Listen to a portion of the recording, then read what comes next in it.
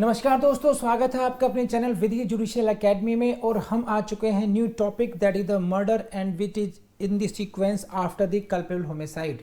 This topic was in the IPC under section 300 and it is section 101 in the BNS. Is there any change in the concept? Not at all. कोई change नहीं है. Murder means हत्या. It will remain the same. Concept is same. Explanation is same. Everything is same. 300 में भी क्या there were 4 clauses and 5 exceptions. 101 में भी 4 clauses and 5 exceptions. सब कुछ सेम है भाई. तो आपको कुछ चेंज नहीं करना है, आपके मर्डर के कॉन्सेप्ट को समझने की कोशिश करनी है। बीएनएस के रूप में भी सेक्शन 101 में पढ़ा चुका हूँ, वो ऑलरेडी आपके सामने वीडियोस मिल गई होंगे। लेकिन मैंने जब आईपीसी में पढ़ाया था सेक्शन 300 तो काफ़ी डिटेल में पढ़ाया था, काफ़ी ज़्यादा एक्सप्लेन करके पढ़ाया था। उस तरीके से पढ़ाया था कि ऐसा स्टूडेंट जिसने कभी लॉ ना पढ़ा हो और वो मूर्खतम पुरुषों की श्रेणी में, मूर्खतम मनुष्यों की श्रेणी में आता हो, उसको भी लॉ समझ में आ जाए और वो भी इतना टिपिकल टॉपिक समझ में आ जाए, उस शिद्दत के साथ में ये क्लासेस कराई गई हैं। तो आई will request every one of you, please murder के टॉपिक को, टोटल 12 पार्ट्स हैं, सेक्शन 300 कहा जाएगा। आप इसको बीएनएस में कन्वर्ट कर सकते हैं केवल सेक्शन नंबर चेंज करके 101 करके, otherwise everything will remain same. आपको पार्ट 1 से पार्ट 12 तक सीक्वेंस में देखना है और उसके नोट्स लेने हैं प्रॉपर। आप इन क्लासेस को एज एन एंटरटेनमेंट ना देखें, आप इसको ये ना समझें कि केवल आपको देखना है।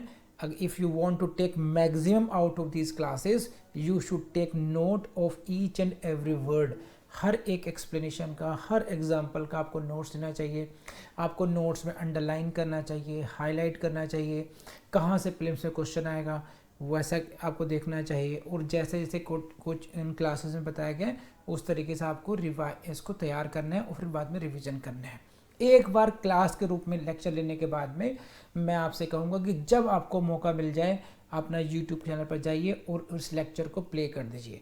बार बार रिपीटेड सुनने से भी लगभग, या ट्रैवलिंग कर रहे हैं तो, या खाली टाइम में बैठे हैं तब, सोने से पहले, उस तरीके से आपको ये ऑटोमेटिकली भी याद हो जाएगा।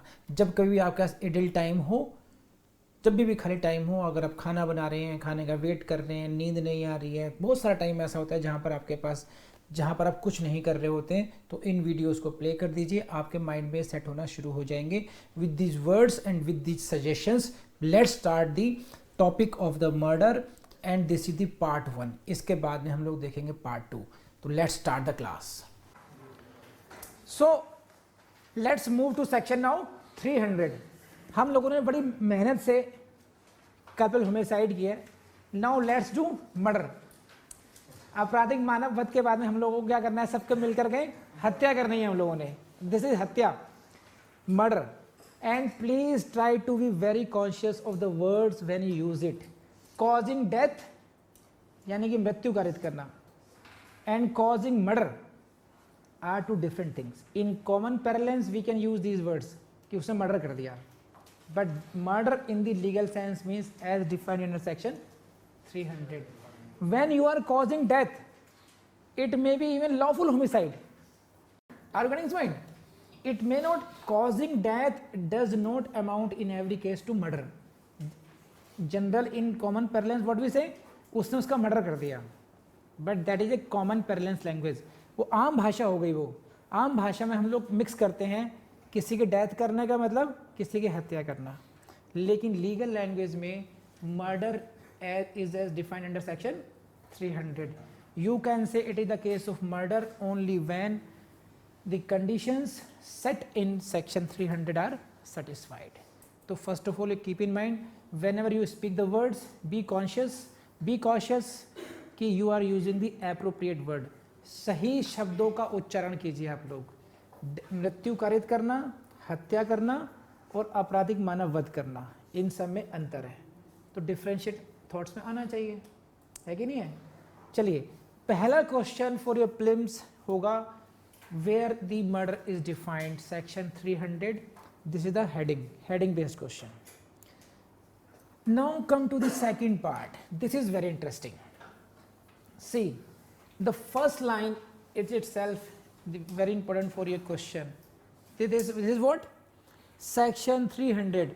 Except in the cases hereinafter accepted, culpable homicide is murder. What is murder?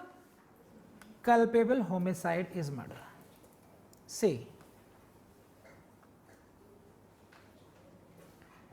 So please, because of this line, very first line, except in the cases hereinafter accepted, you should understand the scheme of section 300 and what is the interrelation of the culpable homicide and murder. Culpable homicide यानी कि आपराधिक मानववध और हत्या, murder का जो अंतर संबंध है उसको समझिए, और सेक्शन 300 है जो उसकी स्कीम है, जो ड्राफ्टिंग है, उसको समझने की कोशिश कीजिए. See this, please go to your barracks and this is, see this.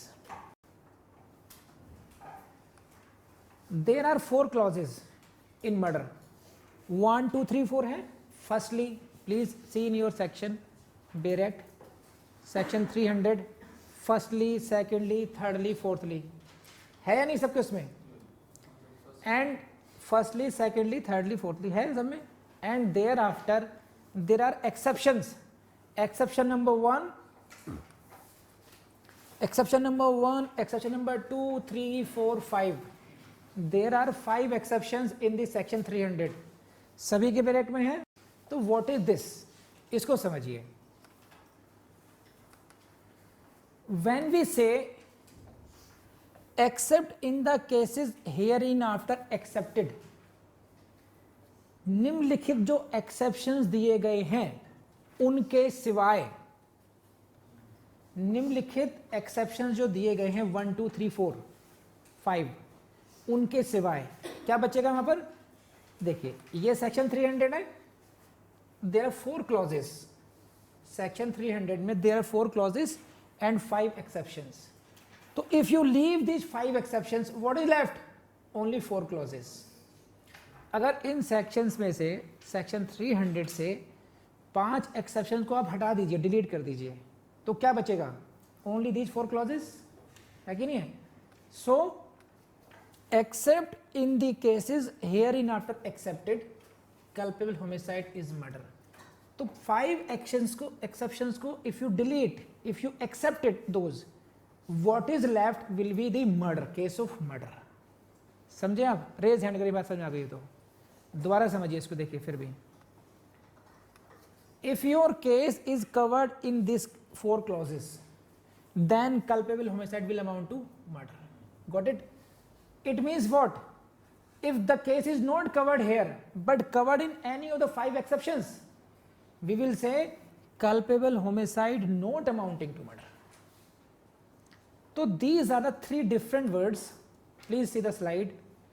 When we say it is the case of culpable homicide, it means we are talking about section 299, because culpable homicide is defined under section 299. Got it? Very clear? When we say murder, it means any of the clause of section 300. But when we say culpable homicide not amounting to murder, this is culpable homicide not amounting to murder. It means the case is covered in any of the 5 exceptions of section 300. So this is the scheme of section 299 and 300 read together. Section 299, different thing. 4 clauses of section 300, different. And then 5 exceptions are different. Getting this point or not? So if the case is covered by any of the 5 exceptions of 300, then we say it is the culpable homicide not amounting to murder. When the case is covered any of the 4 clauses, culpable homicide is murder. And when this is only section 299, this is the case of culpable homicide. कर लेंगे आप? See. So this is culpable homicide amounts to murder in any of the 4 clauses of section 300 and not in this. So this is what section 300 deals with the cases where culpable homicide is murder. वो cases में जहां पर culpable homicide क्या हो जाती है? Murder. It changes into murder. Culpable homicide amounts to murder. Got it or not? And this is, you can see this from there. See, murder includes culpable homicide, and you can see the question in your prelims. Out of following statements, निम्नलिखित तथ्यों में से वाक्यों में से which out of the following is correct? निम्नलिखित कौन सा वाक्य सही है? पहला, murder includes culpable homicide. Okay, तो मर्डर से पहले क्या होगा? कल्पेबल होमिसाइड होगी. समझे? ऐसे समझिए, एक छोटा सा बच्चा, child is a culpable homicide. When he grows it becomes murder. Culpable homicide, murder. Got it और नॉट? तो फर्स्ट ऑफ ऑल क्या था वो? चाइल्ड, है ना? Every old man was a child once. तो every murder is the case of culpable homicide. First he is a culpable homicide, then it becomes, if something is added, something is what? Gravity is added. When the gravity is added to this, that culpable homicide amounts to murder. समझ में आ रही बात आपको ये? तो culpable homicide और murder का sequence क्या है, कर लेंगे आप? सही है. A case of culpable homicide is murder if it falls within any one of the 4 clauses of section 300. and this is slide for you. bigger circle कह लीजिए, bigger quarter कह लीजिए. this is what culpable homicide and murder is this. छोटा वाला ये. so this is culpable homicide will amount to murder when the case is covered under section 300 1 2 3 4, and it will not amount to murder in exceptions 1 2 3 4 5. सही है, कर लेंगे आप. This is again वही बात है, किसी भी केस में कवर्ड होगा culpable homicide not amounting murder. Exception में कवर होगा तो, और 1 2 3 4 में होगा तो मर्डर होगा. क्यों कह रहा हूं? क्वेश्चन आपको ऐसे मिलेगा, सीधा question prelims. Culpable homicide not amounting to murder is defined. Culpable homicide not amounting murder is not defined anywhere. जैसे कल्पेबल होमिसाइड डिफाइंड कहां पर है? 299 में. वो कल्पेबल होमिसाइड डिफाइंड है. यहां पर क्या है? Culpable homicide not amounting murder. तो दैट इज द इंटरप्रिटेशन. जब सेक्शन 300 के 5 एक्सेप्शन में केस आएगा, तब हम उसकी इंटरप्रिटेशन ऐसे करते हैं कि it is the case of culpable homicide not amounting to murder. You got it? कर लेंगे आप. तो दिस इज द फर्स्ट. लेकिन इंटरेस्टिंग बात यह है, whether it is the case of section 299 or it is the case of 300 exceptions, when the offense is what? Culpable homicide, punishment is same. Punishment will be governed by section 304. In case of murder, punishment is governed by section 302. In case of culpable homicide, punishment is governed by section 304, whether it is the culpable homicide or culpable homicide not amounting to murder. You got it? See, इस question में इस बात को पकड़ना है आप लोगों ने. Defined culpable homicide not amounting to, कहां डिफाइंड है? तो culpable homicide not amounting to murder is not defined. Definition कहीं नहीं दी. जैसे कि मर्डर को डिफाइन किया गया, जैसे 299 डिफाइन किया गया, इस शब्द को डिफाइन नहीं किया गया, इस फ्रेज को. ये इंटरप्रिटेशन से आता है निकल के. ठीक. Now come to the next part. Now section 300 का नेक्स्ट पार्ट पढ़ते हैं. तो पहला पार्ट आपको समझ में आ गया. हम लोगों ने क्या पढ़ा अभी तक? This was except in the cases hereinafter excepted culpable homicide is murder. When, now come to this, if the act by which the death is cause is done. जिस कार्य से मृत्यु हुई है वो किया गया है कैसे. तो इस लाइन से आप ये बात समझ गए होंगे. Culpable, first of all it should be culpable homicide. A murder should be first culpable homicide. It means what? All the conditions of section 299 1 2 3, at least that should be there first, and only then we can come to this. है कि नहीं? अब बढ़ते हैं आगे. Culpable homicide is murder if the act by which death is caused is done with the intention of causing death. जब जो जिस कार्य से मृत्यु कारित की गई है वो कैसे किया जाए? मृत्यु कारित करने के आशय से किया जाए. इंटेंशन को हिंदी में बोलते हैं आशय. With the intention of causing death. The act is done with the intention of causing death. Now, very interestingly, if you see the language of 299, in this section 299 as well, this is the same line. It is the case of intention of causing death. Section 299 में क्या था? Whoever causes death with the intention of causing death, जो कोई भी मृत्यु कारित करता है, कैसे? मृत्यु के आशा रखते हुए, है कि नहीं है? और सेक्शन 300 में भी जो पहली क्लॉज है, it is the same with the intention of causing death. तो question is this, both sections, section 299 as well as section 300, both these sections are using the same phrase with the intention of causing death. Then what is the difference? इन दोनों में अंतर क्या हुआ? इन दोनों में अंतर क्या हुआ? हम जब with the intention of causing death तब कल्पेबल होमिसाइड भी बोल रहे हैं, जब with the intention of causing death तब फिर हम मर्डर भी बोल रहे हैं. तो इन दोनों में अंतर क्या हुआ? The difference lies in the gravity and certainty of the death. When death is 100% sure, 99% sure, मतलब percentage में you can't tell in percentage, but it is not of the case of likelihood. In case of culpable homicide, it was the case of likelihood. मृत्यु होने की वहां पर संभावना है. In the case of murder, it is the case of कि होगी ही होगी जैसे. For example, if someone, I show you the video, see this, you please see this video.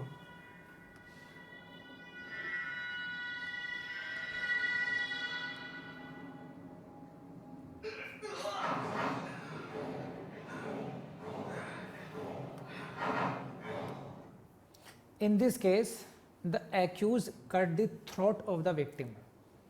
इस केस में उसका गला काटा गया है.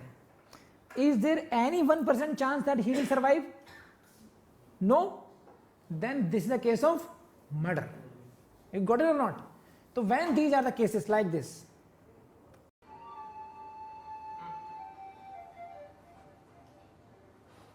और इन खूबसूरत कदमों से चलकर लड़की अपने पुराने बंधनों की कैद से हमेशा हमेशा के लिए आजाद हो जाती. मैं तुम्हें आजाद कर रहा हूं, मुझे माफ कर देना.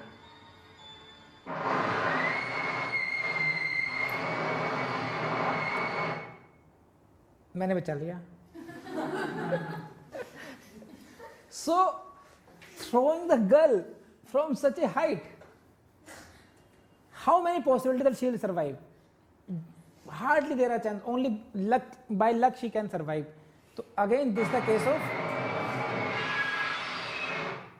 so this is the case of murder. So in this case the intention of the accused is to cause death, and the intention is so grave, the act is so heinous that in all possibility death must occur. So it all depends upon the facts of the case, whether this is the case of culpable homicide or murder. What will be seen? You remember, act of the accused and circumstances of the case. What was the intention of the accused? From that you will gather what was the intention. What can be then? Which weapon is used?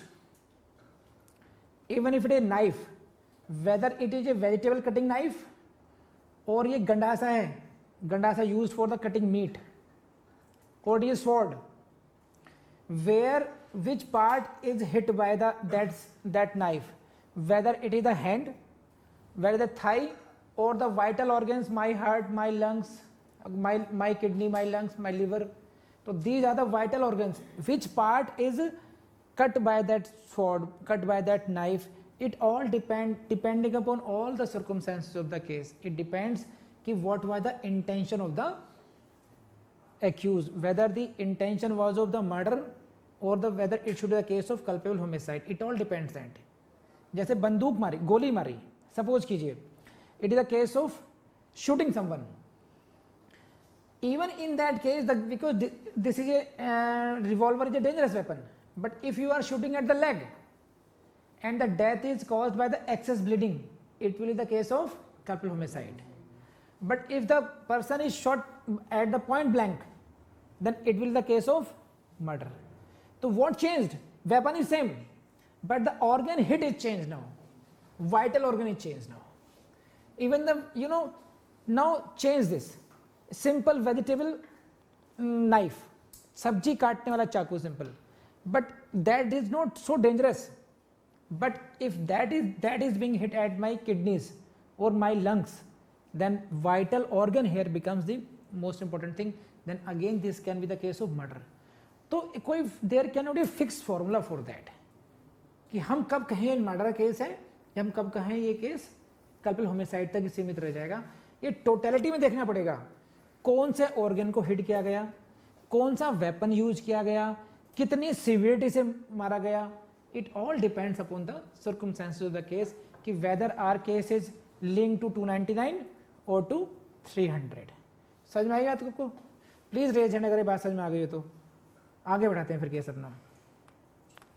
So difference समझ में आ गया आपको 300 clause 1 और 299 clause 1 का. अब आगे बढ़ते हैं, बस कुछ केस लॉज डिस्कस कर लेते हैं इसमें.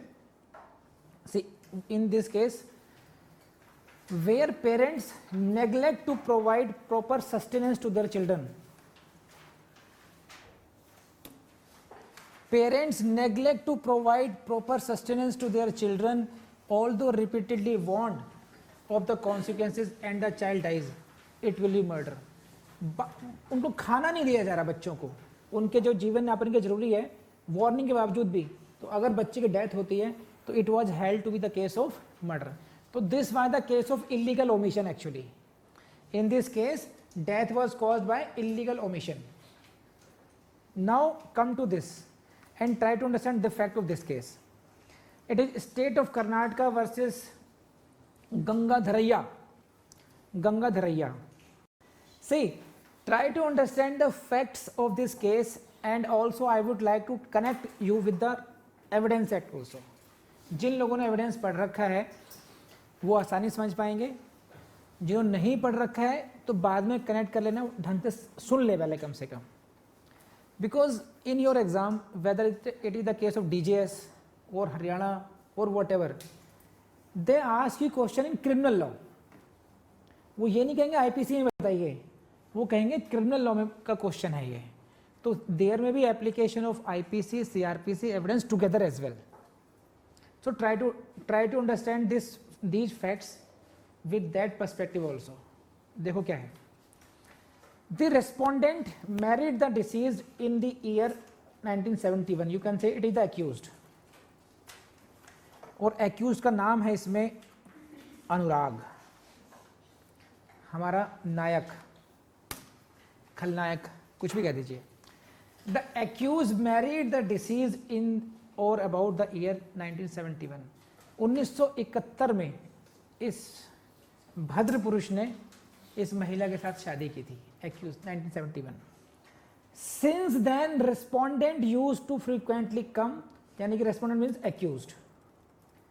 Accused used to frequently come home drunk and beat and ill treat the deceased. जब भी घर पर आता था फ्रीक्वेंटली नशे की हालत में आता था और अपनी वाइफ को पीटता था. समझे आप? तो this is what cause. Please go to your section 7. Evidence है आपके पास. Cause, please go to section 7. So please see the this factual में क्या है. Since then the accused used to frequently come home drunk and beat and ill treat the deceased. जब भी आता था घर पर शराब पी के आता था और उसको मारता था. ठीक है. तो there was a conditions of what, quarrelsome relationship between them, husband and wife. अब जब भी कभी ये इसका केस का ट्रायल चलेगा, कौन कौन से एविडेंस दिए जा सकते हैं वो आप एविडेंस एक्ट के रेलिवेंसी में देखोगे. आप ये क्या यहाँ पर बैकग्राउंड क्या हो गया, यहाँ पर ये इसमें डेथ होगी आगे जा करके, तो मर्डर का बैकग्राउंड क्या हुआ, दीज काइंड ऑफ डिस्प्यूट्स. तो ये रेलिवेंट आपका सेक्शन 7 देखो जरा आप. Cause, what facts are relevant under section 7? Occasion, cause और इफेक्ट, है ना. तो here it may be the cause of the कि रेगुलरली जो डिस्प्यूट्स हैं that can be a reason for the death. तो it means what, evidence of such kind of disputes can be given in the court. Connect कर पा रहे हैं? Please raise hand अगर समझ पा रहे हैं जो मैं कन्वे करना चाह रहा हूं आपको, है ना. जिन लोगों ने एविडेंस पढ़ रखा है वो समझ जाएंगे कम से कम. नेक्स्ट पॉइंट समझिए इसको. झगड़े हो गए. Next, on the fateful day in the evening the accused started quarreling with his wife, and when PW5 tried to intervene the deceased sent him back. जब झगड़ा हो रहा था, जिस दिन डेथ हुई है, जिस दिन की घटना है, उस दिन accused started quarreling with his wife, अपनी वाइफ से झगड़ना शुरू किया और PW5 गवाह ने उसको इंटरवीन करने की कोशिश की और उसको मृतक ने वापस भेज दिया कि तुम जाओ भैया यहाँ से. सही है. Next, about 9 p.m. when the quarrel reached a high pitch, रात के 9 बजे जब जो quarrel है वो अपनी हाइट पे पहुंच गई, the deceased called her neighbor PW4, जो मृतका है उसने अपने पड़ोसी को बुलाया and asked him to fetch her mother PW6 who lived nearby, कि मेरी माँ बलोच में रहती है, तुम उसको बुला लो. सही है. पत्नी ने, जिसको पीटा जा रहा है, उसने पड़ोसी को बुलाया रात के 9 बजे की. अब ज़्यादा हद हो गई है भाई, तुम मेरी माँ को बुला लो. समझ रहे हैं बात. बिफोर दे कुड रीच, उसके आने से पहले, accused gave a knife blow on the neck of his wife. This line is very important. What? Accused gave a knife blow on the neck of his wife. Accused ने अपनी wife के गर्दन पर चाकू चलाया. तो गर्दन पर ही मैंने वीडियो दिखाया आपको. This the case of okay, which resulted in a severe bleeding injury. On being so assaulted, she started running away but fell down in front of a house. गिर गई. When PW6 and PW4 reached, they saw Papachai lying dead. उन्हें वहां वो मरी हुई मिली वो. सही है. अब इसमें देखिए आप लोग कि लड़ाई हो रही है, पड़ोसी को बुलाना, पड़ोसी के भाग करके वहां जाना, इतने वो आए हैं, उन्होंने देखा कि मर गई है. तो ये पूरा एक ट्रांजैक्शन है. आप समझ रहे हो बात को. इनको आप अलग, this all is a incident. तो देन ये जो उन्होंने कहा, the disease called her neighbour, it is called the part of res gestae. रेस हैंड कर समझ में आ गई बात तो आपको. ये सेक्शन 6 एविडेंस एट कॉन्सेप्ट समझ में आया हुआ आपको कि this is res gestae. Now neighbor can say at that time she said me like this. Are you getting this point or not? सही है. चलिए. Now presence of the accused at the time of incident was proved कि he was present. Now this is what relevant as facts making an issue as highly probable. Section 11 में relevant हो गया ये. Section 11 में क्या है? Facts not otherwise relevant are if they are inconsistent with any facts in issue. ये यहां पे ऐसे देखिए, हाईली प्रोबेबल और improbable. So what I want to convey to you, जब भी कोई फैक्ट्स आप पढ़ें, आप एविडेंस एक्ट आपके पास बैकग्राउंड है ना, तो उस एविडेंस एक्ट के संदर्भ में चीजों को पढ़िए कि ये जो लाइन है कहाँ रेलिवेंट होगी, कौन से सेक्शन से रेलिवेंट होगी. उससे आपके एविडेंस का रिवीजन होगा कि भाई इस सेक्शन में ये पॉइंट आता है, रेज होता है यहाँ पर. ये समझ रहे हैं बात. चलिए. Witness saw accused running away from his house after death of his wife. Please see this line.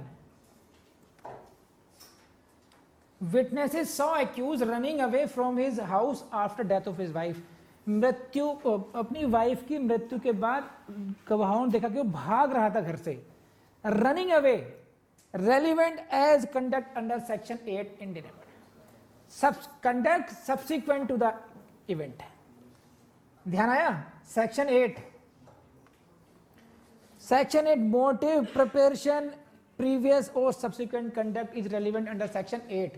So now running away of the accused after the death, it is the conduct of the accused after the death and it is relevant under section 8. Evidence can be given of this fact कि I saw him running away. Are you getting समझ और not? तो कर पा रहे हैं practical application, evidence है, हाँ है ना? ठीक, चलिए आगे बढ़ते हैं। तो there was no material showing that eye witnesses was इधर इनिमिकल और इंटरेस्टेड विटनेसेस। जितने भी गवाहों ने यहाँ पर गवाही दी, ऐसा कोई मटेरियल नहीं था कि गवाह क्यों झूठ बोल रहे हैं, एक्यूज से कोई दुश्मनी है या नहीं है। प्रेजेंस शो हो गई, तो it was held in the light of the above facts and evidence, inference can be drawn that the accused alone and nobody else have committed the murder of deceased।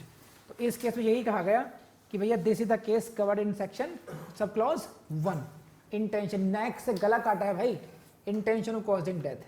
तो इस समझ गए आप लोग, case का नाम भूल जाने की परमिशन है आपको। मैं केवल इसके फैक्ट्स के साथ में वो समझाना चाह रहा था। कितना खुश हुआ है जब मैंने कहा नाम याद करने की जरूरत नहीं है। ही इज़ वेरी हैप्पी कि चलो कम से कम कोई तो नाम भूल सकता हूँ। तो फैक्चुअल मैट्रिक्स से हमने ये समझना होता है उन फैक्ट्स एंड सर्कमस्टांसेस से कि हम इस केस को कल्पेबल होमिसाइड डिसाइड करें या इसको हम मर्डर केस में लेके जाएं। Here it was because of the background. Background क्या है? लगातार झगड़ों का बैकग्राउंड है, आज भी झगड़ा हो रहा है और उस बीच में उसने गला काटा। तो गला काटने का मतलब केवल एक ही है, he was intended to cause death. ठीक, ऐसे ही पढ़ते हैं। एक और है M Sushila versus state of Tamil Nadu. इसको समझते हैं। दो अक्यूज हैं, there are two accused, Selvaraj and Sushila, A1 and A2। Selvaraj and Sushila, this is again case of South India. Selvaraj and Sushila, the wife of elder brother of Selvaraj. Selvaraj का जो बड़ा भाई है उसकी पत्नी, यानी कि सेल्वराज की भाभी ji, Selvaraj and his sister in law, है ना, Sushila. These both are tried under section 302 read with section 34 IPC for the murder of Sita Lakshmi, wife of Selvaraj. तो सेल्वराज की वाइफ है सीता लक्ष्मी, तो उसका मर्डर हुआ है। आरोप किस पर है? पति पर और उसकी भाभी पर। और please see what is red under section 302 red with section 34। Now section 34 की एप्लीकेशन है ना,